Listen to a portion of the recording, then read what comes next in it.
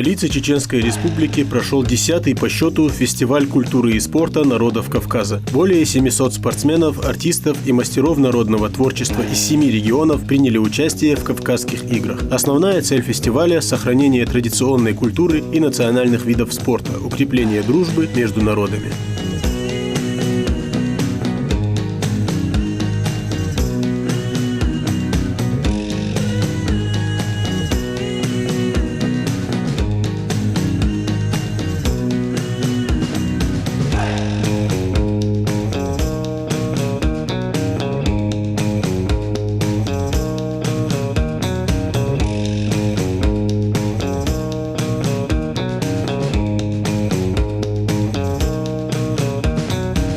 В первый день фестиваля участники с раннего утра разбили свои подворья на площади рядом с мечетью «Сердце Чечни». Северная Осетия, Дагестан, Ставропольский край, Кабардино-Балкария, Карачаево-Черкесия, Чечня и Ингушетия. Каждый из этих регионов представил своих мастеров, которые демонстрировали гостям фестиваля быт, культуру, традиции и кухню своих народов. Сразу после входа на площадь первым в глаза бросалось подворье Ставропольского края. Радушные хозяева, готовые встретить хлебом-солью любого, кто к ним заглянет. Музыкальные номера – неотъемлемый атрибут этого подворья.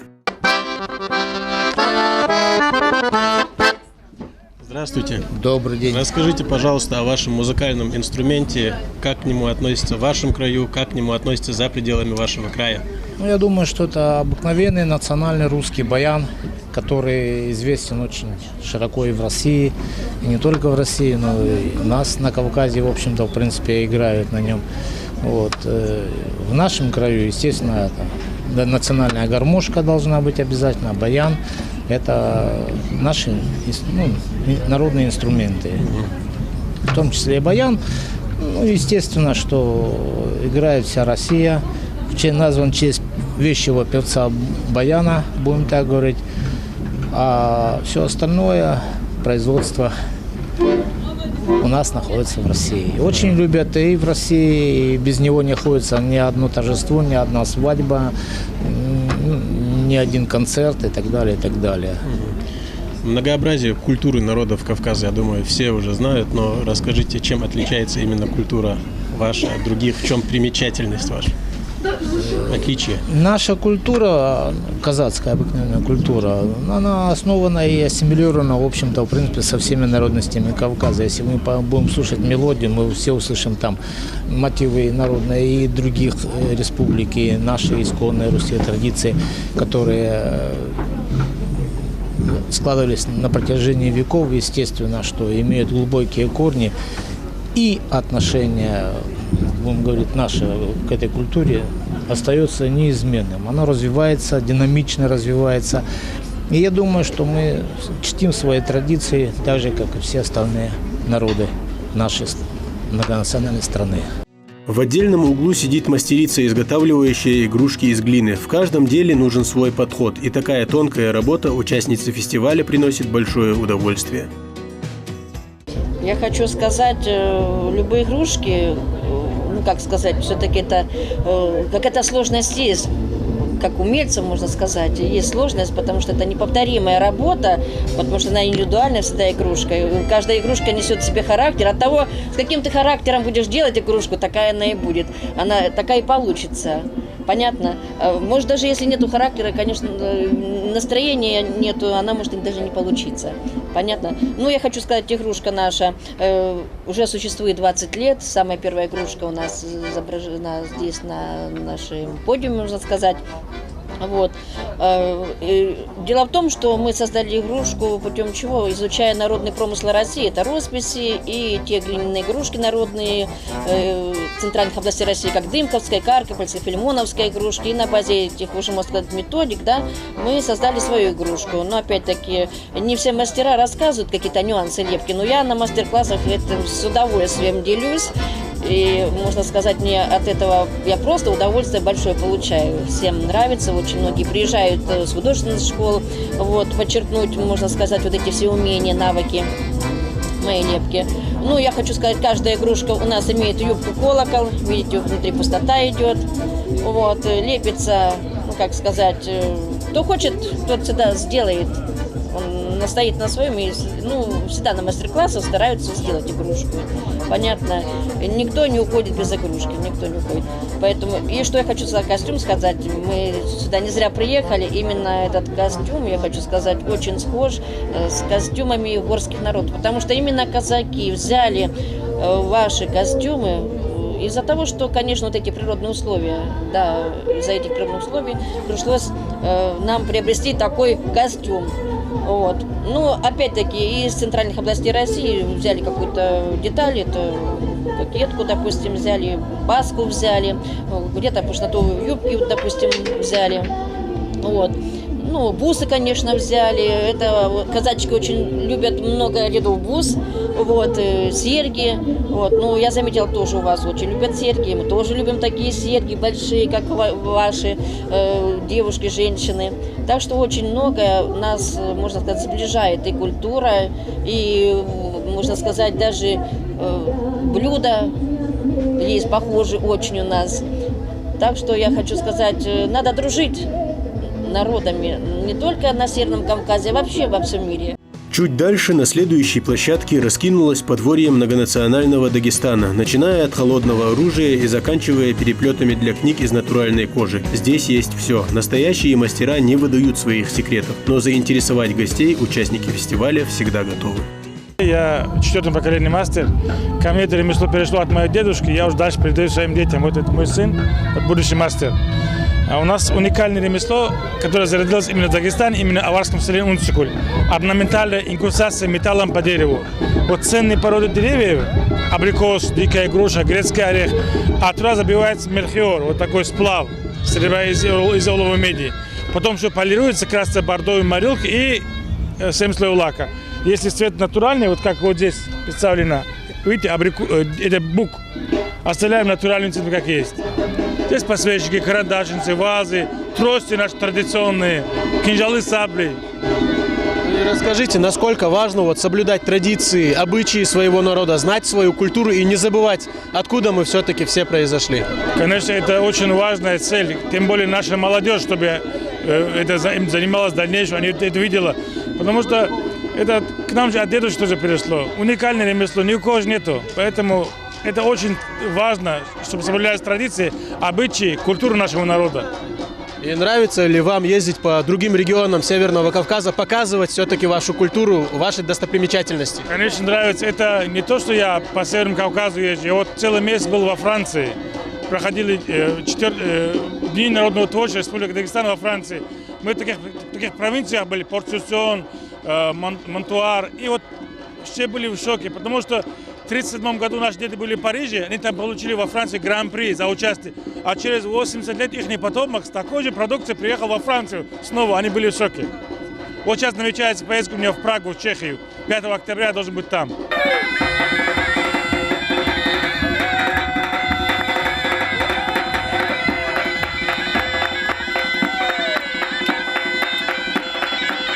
Сейчас мы сделаем кувшин балхарский. Сколько времени обычно у вас занимает изготовление одного такого кувшина и насколько это сложная работа? Один кувшин можно сделать минут за 20, за 30, небольшой, 20-сантиметровый. Ну, у кого получается, это не сложно, конечно. А кто смотрит со стороны, видят, что это легко. Думают, сейчас тоже они сядут, сделают. А на самом деле надо учиться. И это будет получаться, как делать кувшины. А вы как давно вообще этим занимаетесь? Я уже давно с детства этим занимаюсь. У меня бабушка, мама, сестра, все делали кувшины.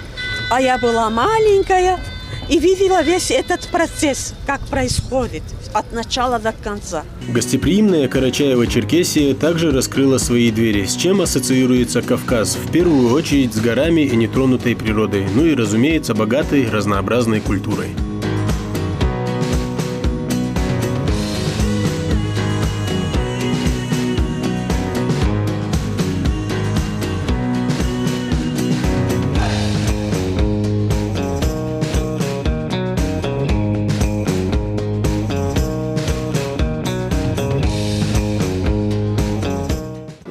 Я лично привез вот седло, черкесское седло, вот, именно сделаны по старым таким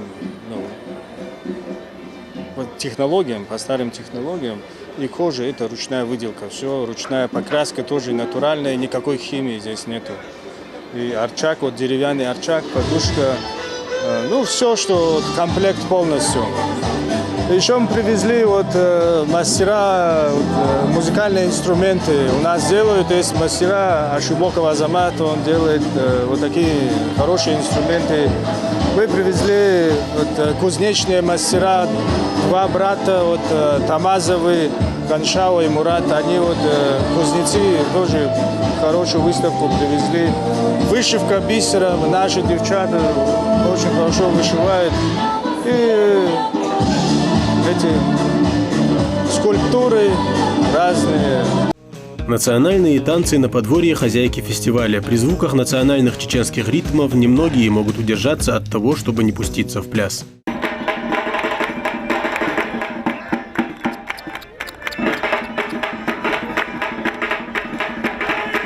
Пожалуй, самое яркое подворье у представителей нашей республики. Национальная кухня, войлочные ковры, изделия из дерева, железа. Есть даже небольшой музей, в котором точь-в-точь воссозданы некоторые атрибуты из жизни наших предков. Мы сегодня тоже принимаем участие на этом мероприятии. Это Государственный музей изобразительных искусств Республики Ингушетия. На выставке мы сегодня представляем работы мастеров декоративно-прикладного творчества. Это известных у нас в республике. Работы, которые тоже выставляем, это фондовские наши работы. Здесь мы сегодня выставляем работу Албагачиевой Мадины. Это средневековый костюм, традиционный костюм. Это Капархоева Хади, традиционные национальные костюмы, мужской и женский. Также работы мастеров по декоративно-прикладному творчеству. Это Хамчиева, Юсупа, Кариева, Магомеда. И также работы Мурзабекова Магомеда. Выставка пользуется огромным интересом, все подходят, спрашивают, интересуются, а мы, в свою очередь, читаем экскурс по этой выставке. В числе мастеров, которые представили свои изделия, и Роза Тангиева. Она ковроделием занимается уже очень давно. Ее работы известны не только в масштабах нашей страны. Нужно любить свою культуру и сохранять ее, считает Роза. Я представила ручное ковроткачество, ковры, картины. Причем картины живописные. Я только вывезла часть свою из коллекции своей частной. Вот что вы видите, есть маленькие сувенирные флажочки, я их довязала к этому фестивалю. А так и мастер-класс, как обычно я всегда везде даю, мастер-класс даю. И мои работы. Как давно вы вообще занимаетесь ковроткачеством? Что это для вас значит? Ой, это моя жизнь, наверное. Я с юности этим занимаюсь, 16 лет. Еще с Грозного. Я здесь начинала в Грозном. Я здесь родилась, жила в Грозном. И поэтому мне даже вдвойне приятно сюда приезжать, вывозить свою коллекцию. Самое интересное, у меня есть работы, которые я в Грозном ткала. Например, мечеть. Эта работа ткалась в Грозном еще. Ей очень много лет тоже. Расскажите, как вообще молодежь относится к этому виду деятельности? Оценивает ли по достоинству или все-таки приходится так нагоняй делать, чтобы... Нет, очень много желающих. К сожалению, я не могу их на сегодняшний день так обеспечить, скажем так, со станками, с пряжей. А учеников очень много, особенно на Олимпиаде у меня даже были свои непосредственные потенциальные ученицы были. Даже 5-6 лет даже у меня ученицы были. Очень много учеников бывает. Есть очень много молодежи нашей, желающих научиться этому творчеству. Здесь не просто ремесленно, я работаю, я как художница работаю. И напоследок, наверное, какое-либо пожелание нашему народу, чтобы мы не забывали свою культуру, свои традиции, обычаи, и все наше искусство. Каждый ингуш должен не забывать свои традиции, обычаи. Я всех с праздником поздравляю, с сегодняшним праздником. И кто хочет, пусть обращаются, я всегда помогу, подскажу, чем могу.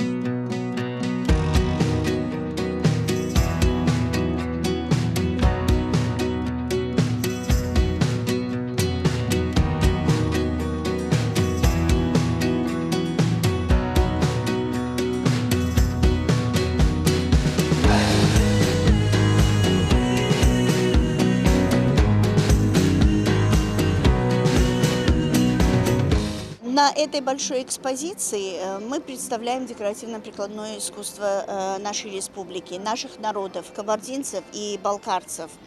Вообще в республике, можно сказать, 3 основных народа. Это кабардинцы, балкарцы, русские, хотя есть и много других диаспор. Мы представили культуру 3 народов. И есть подворье кабардинцев, это Терский район, Прохладный больше сосредоточенное русское население, и Черекский район представляет балкарцев. На главном павильоне мы представили работы ведущих мастеров. У нас есть замечательные мастера, которые работают в технике плетения ардженов. Арджены – это традиционные коврики, которые плетутся из болотной травы рогоза. Уникальная техника, уникальные работы, и тем более наш мастер, он пошел дальше. Посредством этого материала он создает целое произведение искусства. Вы можете с ними ознакомиться на этой экспозиции. Дальше у нас есть замечательный мастер Пазов Александр, он занимается холодной ковкой. В принципе, холодной ковкой не занимается, наверное, на Кавказе никто. Он считается одним из мастеров, который работает в этой технике.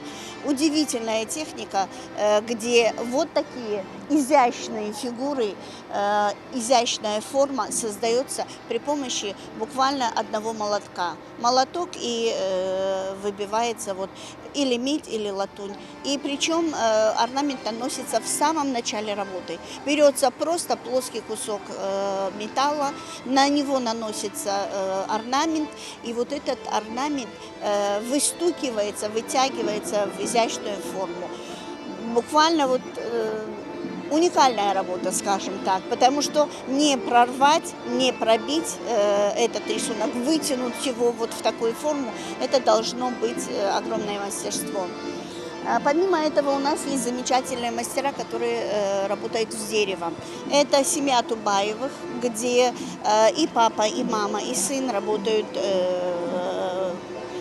по дереву. Помимо этого представлены работы молодого, но уже заслуженного мастера Маглуева Аскера. Кстати, семья Тубаевых все имеют звание уже заслуженных мастеров, точно так же, как и Александр Пазов, который имеет звание народного мастера.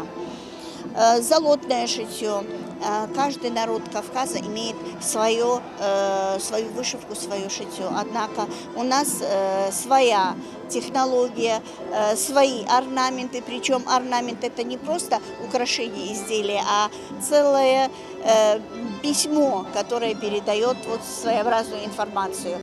На стадионе имени Белемханова ближе к вечеру состоялось официальное открытие фестиваля. Зрителям показали небольшое театрализованное выступление в исполнении представителей каждой из команд-участниц.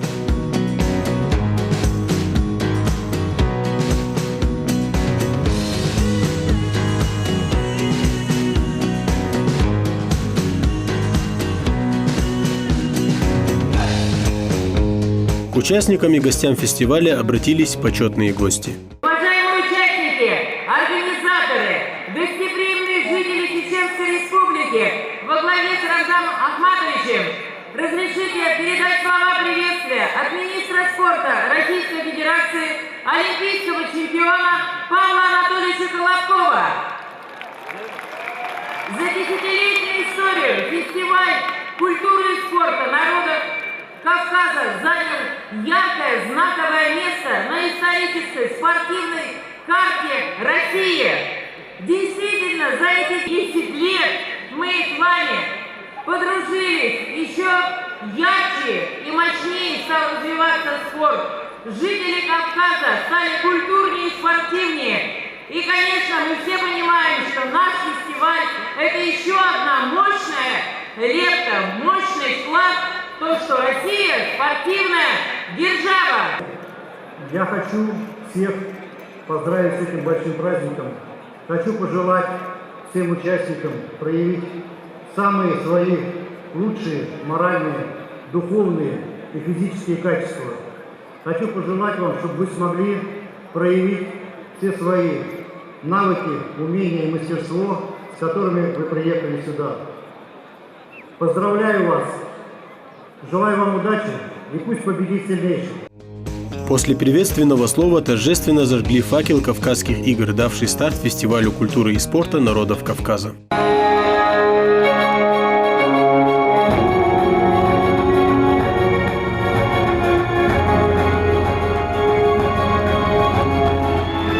Звучит гимн фестиваля. На следующий день фестиваля началась спортивная часть. Соревнования проводились в 12 дисциплинах: перетягивание каната, передвижение на ходулях, армрестлинг, борьба на поясах, лазание по канату, легкая атлетика, прыжковое двоеборье, силовое троеборье, стрельба из лука, поднятие тяжести и перенос тяжести на дистанцию. 11 из 12 дисциплин проходили здесь, на стадионе.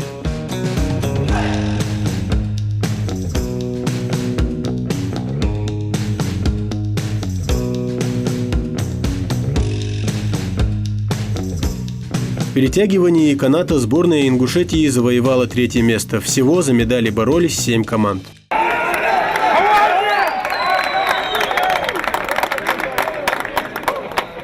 В борьбе на поясах лучшим в весе свыше 100 килограммов стал наш земляк Адам Даурбеков. Воспитанник Малгобекской спортивной школы не оставил ни единого шанса соперникам и одолел в финале местного спортсмена. Да, готовится мужичий, как обычно перед Кавказской, готовится, значит, готовится до этого кайпера, готовится до алякат и схваткаяс.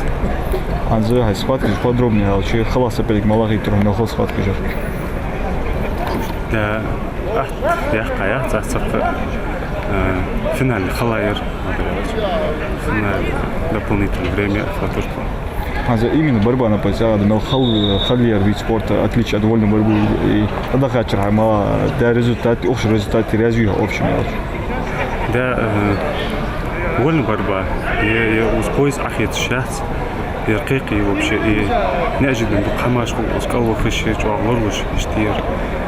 Тогда хочу, результат, ханошь, ханс, результат, то болху да, ошибки исправить, ханс, не В беге на 400 метров наша сборная по легкой атлетике также не имела равных. С солидным отрывом от оппонентов сборная Ингушетии завоевала 1-е место. Скажите, ребята, как вы выступили, в какой дисциплине участвовали? И на ваш взгляд, как выступление? Эстафету 4 по 200 заняли 1-е место. Я бежал в первом этапе. Бежалось неплохо, но готовить прямой, ветер быстрее, когда не получалось. Я бежал 2-й этап. В целом соревнования классные, достойные. Организация бомба вообще. Езжу уже 2-й раз. Очень нравится. Хочу дальше продолжать выступать за Ингушетию, показывать сильные результаты и только вперед, только поверить. Какого ты будешь победителем на Кавказских играх? Выступили, я считаю, вполне достойно. Победителями на Кавказских играх быть очень круто. Организация понравилась, был великолепный парад. Все было супер. Очень красиво, да. Команда в целом дружная наша вся. То есть довольно-таки хорошо было. Да. А вот в дальнейшем, в следующем году готовы ли вы выступать и продолжать за Республику Ингушетия? Я думаю, что да, конечно. В планах вроде бы это в наших входит в следующий год. Соревнования по футболу проводились по групповой системе. Наша сборная в первой игре одержала победу, затем уступила в равной борьбе будущим обладателям золотых медалей. И для того, чтобы побороться за 3-е место, нашим ребятам нужно было выигрывать со счетом 3-0. В тяжелой борьбе были забиты 2 гола, и напряжение нарастало с каждой секундой. За 1 минуту до окончания матча сборная Ингушетии забила 3-й гол в ворота соперников.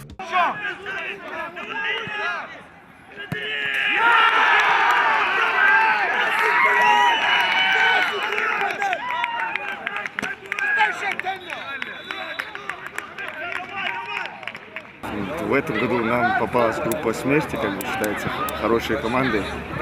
Неоднократный победитель Дагестан, Кавказских игр. Ставрополь, хорошая команда. В прошлом году мы играли с ними за 3-е место. И Кабарда, тоже постоянный участник и очень опытная команда. Но мы первую игру у Ставрополя выиграли 3-0. Вторую мы проиграли Дагестану. И нам последняя игра... Вот такой расклад, если 3 команды выигрывают между собой, считается, личная встреча уходит в сторону, считается забитые по площади. И нам кровь из носа надо было выигрывать у Кабарды 3-0. Но на последней секунде, как вы видели, мы забили 3-й гол и выиграли эту игру. Будем сейчас играть за 3-е место с той группы, которая выйдет, 2-я команда. Вот если говорить про нашу команду, в частности, да, как создавалась команда, какие у нас игроки играют, насколько у нас готова команда биться за 3-е место? Мы в прошлом году обладатели, бронзовые призеры, в прошлом году тоже за 3-е играли, но у нас группа была как бы полегче. То есть 3 команды, и настолько игр не было, насыщенных игр не было. Посмотрим, будем биться до конца. Команда опытная, не первый раз играем на Кавказских играх. Надеемся на победу. Будем только на выигрыш играть. В игре за 3-е место наши ребята без особых проблем разобрались с командой Северной Осетии. Подводя итог Кавказских игр для футболистов, главный тренер сборной Ингушетии по мини-футболу отметил, что нам, разумеется, необходимо расти. Дальнейшие результаты будут лучше. И несмотря на сорванный голос наставника команды, игрой своих подопечных Джамалдин Урусханов остался доволен. Результат, конечно, задачу минимум мы выполнили, да, попали в 3-ку призеров. Но все-таки было немного обидно, что мы по некоторым показателям не стали в группе первыми за счет разницы забитых мячей. Вышел финал Дагестан, и получается мы проиграли будущему чемпиону, да, 1 матч. А так игра со Ставрополем 3-0. С Кабардино-Балкарией 3-0 и за 3-е место с Осетией 2-1. Безоговорочно мы были сильнее, мы безоговорочно сегодня могли и стать и чемпионами. Да, да, фактор везения, да, где-то нам, может, где-то не повезло, но на все воля Всевышнего. Сегодня, как предписано было, значит, нам так и должно было быть 3-е место. Во всяком случае, мы же не без призового места отсюда уезжаем. Тем более я в этом году являюсь представителем, как бы, главного тренера, да, сборной Ингушетии по мини-футболу сегодня. Это первый раз участвовал, дебютные для меня были эти игры. Я считаю, приемлемый результат – это 3-е место. Конечно, немного обидно, конечно, что мы чуть-чуть оступились. И в следующем сезоне, я думаю, будут еще больше тактических наработок и исправите то, что не получилось сделать в этом. Да, в следующем году уже, конечно, вот сегодня уже немного, это, как говорится, с опытом все приходит, да, там, сегодня, да, как вы говорите, следующий год, техника тактические, всю концепцию футбола, она, в общем-то, состоит, что мини-футбол, что большой футбол, это концепция футбола строится на одном дыхании, вот, практически разницы нет. Только, да, немного правил, немного там чуть-чуть пас, ну, чуть-чуть разница есть, но а так мы еще играем в Хамхи, Кабардино-Балкарии, Кубки еще участвуем, да, помимо этого. И пытаемся везде успеть. Единственное, да, вот жалко, что нам пришлось сегодня, у нас был первый матч в 8:30, да, нам пришлось 5 часов утра вставать, потом где-то 1,5 часа пути провести, и мы были уставшие, не выспавшиеся, и с таким состоянием, да, ребята все равно выложились на максимум, на пределе своих возможностей. Ребята сегодня оставили честь нашей республики. Я думаю, достойно отстояли, достойно заняли результат, я думаю, сегодня. Аллах, я Тубалхов. И в других дисциплинах, как я слышал, у нас все очень, тоже призовые места. И, в общем-то, у нас сборная Ингушетия, в общем, где-то 2-3 место, да, мы еще как-то можем.